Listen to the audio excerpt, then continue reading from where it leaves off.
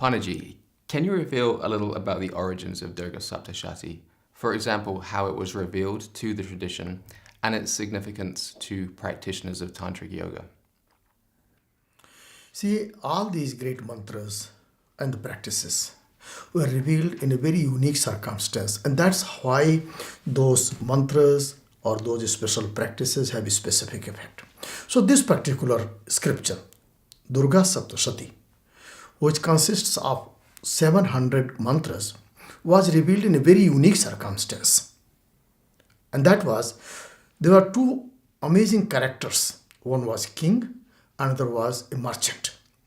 They both were in a complete state of, they were distraught. The king lost his kingdom. There was constant humiliation. His own family members, royal family, abandoned him. His own friends abandoned him. All the property, all the wealth, all the chariots, all the elephants, all the horses, entire treasury was in the hands of the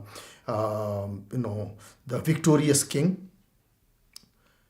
When there was no other possibility left in life, he left home and he went to a great sage, the sage Sumedha, who was known for his knowledge, wisdom, enlightenment, spiritual powers.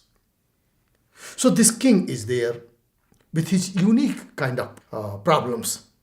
And all of the problems originated from a sense of failure, abandonment, lack of recognition, humiliation, loneliness.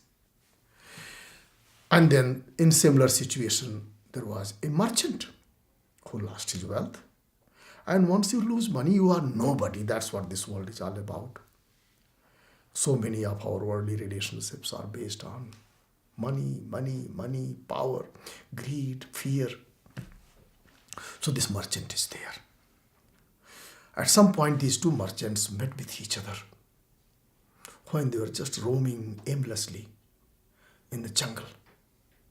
They shared their problems. And with that shared problems, misery, sorrow, grief, they went to this great sage, Sumedha. And that is when something happened. The sage was so moved upon hearing the pain and the sorrow and the grief and the misery of these two people. And that is when the sage meditated and this wonderful scripture came out. And this is what the origin of this scripture is. And after the sage guided them, these two, the king and the merchant, they committed their life to intense practice, very sincere practice.